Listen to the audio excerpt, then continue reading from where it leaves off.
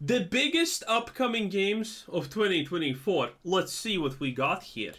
Sitting around checking your enchanted hourglass, waiting on that Prince of Persia Sands of Time remake? Good news, Ubisoft whipped up a nice 2.5D Prince of Persia Metroidvania to hold you over. Prince of Persia: The Lost Crown goes back to the series' side-scrolling platformer roots, but with some modern twists. That's out for basically everything January 18th. Wow. On January 26th, hot on the heels of last year's new installments of beloved fighting games Street Fighter and Mortal Kombat, Tekken enters the fray with its 8th entry, which Tekken was kinda almost a bigger deal when I was a kid. And, some people played it. And by some, I mean, literally the mentally disabled kid in my class. He loved Tekken. And that was it. No one else liked. I think from all the fighting games, Tekken is a name that people recognize, but it's not a name people really care that much about. But hey, the 8th installment, that's good, I guess. My ex, literally autistic classmate would be probably pretty happy about it. Which is putting those new-gen consoles through their paces and really showing what Unreal 5 can do. That's on PS5, Xbox Series, and PC.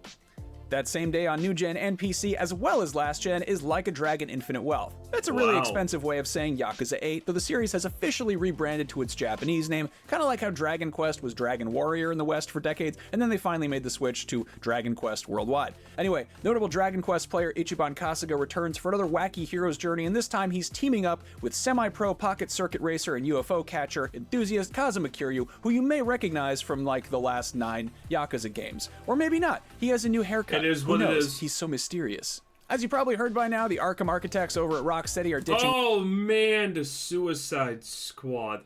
I did not do a video on this because, well, I was afraid they're just gonna start dishing out, strikes left, right, and center. But I mean, I have a lot to say about Suicide Squad. Suicide Squad looks like absolute unquestionable trash. Now, a couple of things that they did with the Suicide Squad are, in my opinion, good. Not good, but it doesn't really matter. For example, the fact that, the heroes are the bad guys. Who cares, honestly? The fact that your sweet, sweet Batman is your enemy. Who cares? Get over it, sunshine. So, I don't think that matters. But, man, I saw the gameplay of this, and it was garbage. It was so bad. Okay, so first of all, the world is made super badly. It doesn't make any sense. The traversing sometimes just doesn't look like it even feels good, honestly, in a lot of situations. Classic heroes like Killer Shark, or whatever his Sharky name is, have, I don't know, almost Namur, the Submariner type of abilities of jumping and almost flying. That's a little bit strange, but I kind of like it, honestly. But all in all, the big part is the gameplay of the Suicide Squad just is super bad. The gameplay is just beyond bad, okay? Animations take too long. Killing blows take too long. Special things take too long. Traversing even the map takes too long. The map looks bad in a lot of cases because they did a poor job making it traversal friendly. There's so many things that are just bad. Even the shooting seems honestly pretty bad in this game. So yeah, Suicide Squad killed the Justice League. Absolute failure, probably.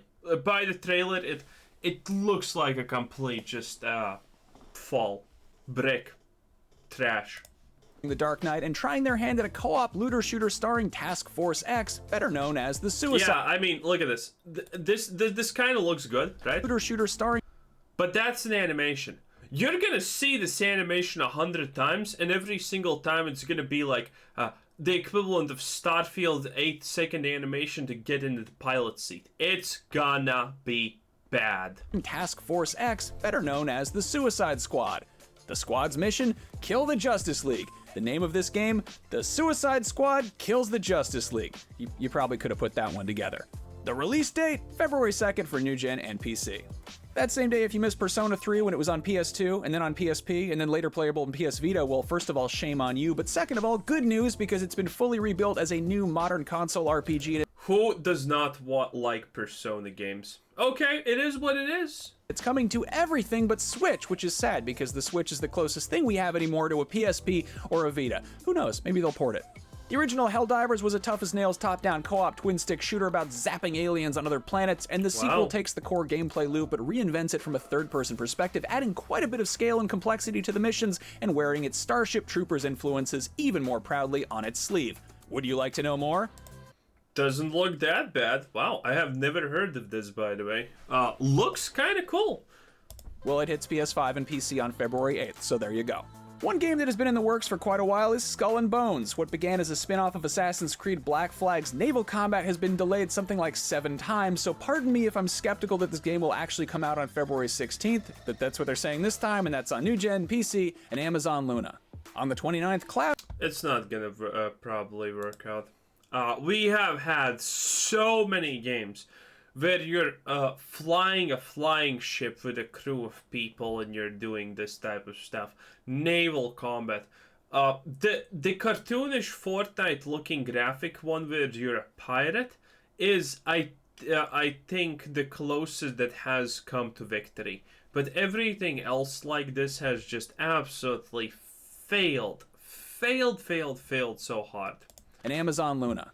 On the 29th... So, I'm not saying, by the way, it's not gonna be fun. Maybe it's gonna be super fun. But all of these, get a crew and sail the seas, fly the skies, or whatever, they fail. They always fail.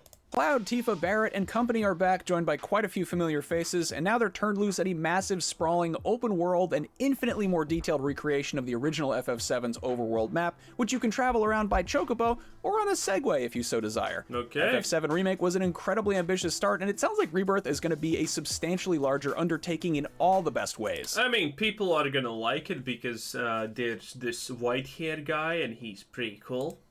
Homeworld 3 is the long overdue follow-up to a beloved deep space strategy game that was released over 20 years ago. Homeworld 3, I know what this is. It's a classic. Well, I don't know if it's a classic, but man, this thing is kind of cool. On March 8th, this franchise emerges from cryosleep on PC, so here's hoping it can adapt to life in the 2020s. On March 20th, one of the great grandpappies of survival horror gets a new installment. At a glance, Alone in the Dark might seem like another remake along the lines of what Dead Space and Resident Evil did recently, but it's being framed as a revival, which is fitting given I never played it. the Southern Gothic themes. It's telling a whole new story, but longtime fans will likely get some deja vu as it is set in Tercetto Manor, where the original 1992 game took place. On March 22nd, Dragon's Dogma 2 drops, the feverishly anticipated sequel to Capcom's criminally underrated open-world action RPG. This has the same kind of extremely vocal fan base that Demon's... Dude, Dragon's Dogma is actually super underrated. People don't know about it, people don't play it, but it's pretty good. It's really good. I think this time it's not going to be missed. I think this time it will not be missed, and people are going to play it, and it's going to get a lot of attention. It's a really good game, not gonna lie. Souls did before FromSoft dropped Dark Souls, and it blew up so big it inspired a whole friggin' genre. That's not to say that Dragon's Dogma 2 is the second coming of Dark Souls, but it'll probably click with Elden Ring fans dying for a big, sprawling Western fantasy action RPG with crunchy boss fights. Meanwhile, if you're ready to commit seppuku because Sony and Sucker Punch have been shinobi silent regarding the next Ghost of Tsushima, Rise of the Ronin might hold you over, and this will likely click with antsy Soulsborne fans as well. The PS5 exclusive open-world action RPG comes courtesy of Team Ninja, the studio behind I'm not gonna lie, it looks cringe. last year's Wolong Fallen Dynasty, the Nioh games, and of course, Ninja Gaiden. Still on March 22nd, and probably considerably less punishing than those last two games, there is Princess Peach Showtime. Mario's Mushroom Matriarch takes the spotlight in a long overdue solo adventure of her own. This isn't a role-playing game in the conventional sense, but the whole thing is framed as a stage production, and Peach dons different costumes with different abilities to play various roles, if you get what. Oh, kind of cool, I guess, but I'm in general not a Super Mario fan, so I couldn't care less, but I guess people are gonna like it because it's Mario. What I'm saying. The stages and set pieces. And it just means more Princess Peach hentai, so, you know, a win-win for people. Will be just that, in a literal theatrical sense, so it'll be nice to see Peach flexing her dramatic range. Here's hoping it's a crowd pleaser. I probably don't need to tell you that is exclusively on Switch, because it's a Nintendo game. Anyway, enough about cute princess stuff. If you're looking for an ass-kicking, mark your calendar for August 20th.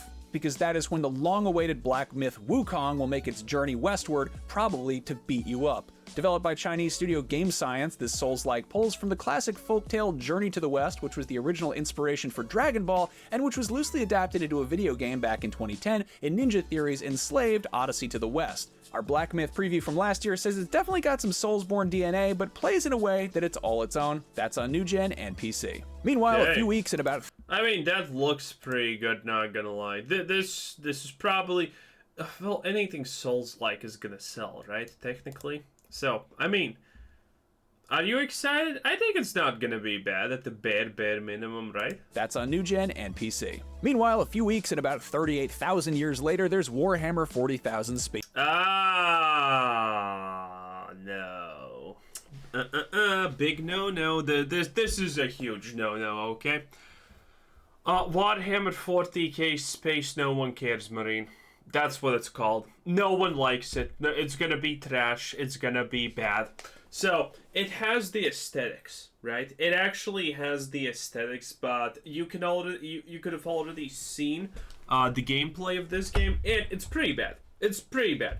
So, you're essentially fighting the Tyranids, at least at the start. I don't know, maybe some other races show up a little bit later. But at the start, you're fighting the Tyranids. You know, the Tyranids, the infinity swarms of 2 to 3 creatures most of the time. Yeah, it's not good. It's not good. There are some takedown animations that are a little bit too slow for Space Marines. When I think about Space Marines in an instant kill animation, I'm thinking of them literally just running through a person and making them into mist. Not like a long drawn out cinematic masterpiece where he writes a poem at the end, okay? I don't want stuff like this. The shooting seems not great.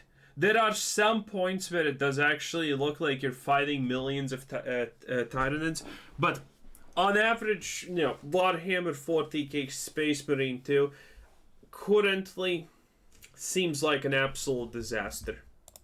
Space Marine 2, which drops September 9th. Gears of War's muscle-bound dudes in power armors with chainsaw guns copied Warhammer 40k's homework a little bit, so it was only fair that Warhammer did the same. Back in 2011, the original Space Marine was widely praised as a totally solid Gears-like, set against the utterly bonkers backdrop of Games Workshop's tabletop game. Now, a whole middle schooler's lifetime later, it's getting a sequel, which looks to take full advantage of new-gen hardware to render massive swarms of Tyranids for you to brutally eviscerate in the name of the... Massive... You see this? This is the background. The background looks okay. You have actual tanks shelling things, air raids, massive amounts of gargoyles in there. You have all of the cool stuff, but your average encounter is like 3 Tyranids at a time. It's really shit. This is gonna be a huge disappointment. Following the same Warhammer 40k naming convention of aggressive word plus type of melee weapon followed by a number, there's also Hellblade 2, Senua's Saga. The follow-up to Ninja Theory's 2017 sleeper hit, Senua's Sacrifice, Senua's Saga looks to be raising the bar in every possible way while maintaining its blend of dark fantasy and psychological horror, heavy emphasis on the psychology. That's on Xbox Series and PC, but we do not have a release date quite yet. Also on Xbox Series and PC with no hard release date is Stalker 2 Heart of Chernobyl, though that does currently have a release window of sometime in the first quarter of 2024. Considering this game's development was put on hold so members of the Ukrainian team could step away... Dude, Stalker 2 is gonna be a 10 out of 10 banger, okay? The Stalker games are legendary. And you know it. Away from their desks to defend their country from invading Russian forces, I don't think anyone will fault the studio for the long wait or get mad if the release gets delayed further. It looks like a massively ambitious game, and the original is a modern classic, though maybe not exactly modern anymore. In the time since the last Stalker game's release, the actual Chernobyl exclusion zone has become a tourist destination. From this point forward, the rest of the games in this video do not have a release. Seriously? I did not know that it's just open to tourists like that. Huh. Date or release window at all. It's the Wild West, so to speak. Speaking of which, one of these games is Star Wars Outlaws, in addition to looking like a space western. Oh yeah, we have talked about this. I mean, I hope it's good. But it's not gonna be good, is it? It's probably not gonna be good. This one is with the strong, independent women protagonist. And, well, if you have not actually paid attention, you currently maybe don't know what's happening in the Star Wars realm. But Kathleen Kennedy literally has doubled down with Disney in saying, well, it's not double downing, it's like quadruple fluffling 7 times downing at this point, that it's high time Star Wars gets led by a woman. Bro, Star Wars has been being led by the nose by a woman for, I don't know, the past, 10 years at this point? And every time they do this, oh, Star Wars, it's for women. We're finally going to make you have already done it. The worst part is, they just say it and it's like a new thing. No, Star Wars has been led by women for the past 10 years, okay? And it's been failing miserably. And, yeah. Now the new the new producer, the new person in charge of the next Rey Skywalker Palpatine saves the world bestest girl ever is who is she? She's a Pakistani feminist. That's what she was. Yeah, right. And first thing she did, she just openly went out and said in public, "We're gonna make this movie so it's uncomfortable for men." Yeah, okay. I mean, men didn't already want to see Star Wars, honestly. Now she's literally just telling you, hey, yeah, men don't watch this movie. Well, probably in her mind, her saying, I'm gonna make this movie uncomfortable for men is not the same as her saying, don't watch the movie, men. Dude, it's crazy. Like, Star Wars is so dead.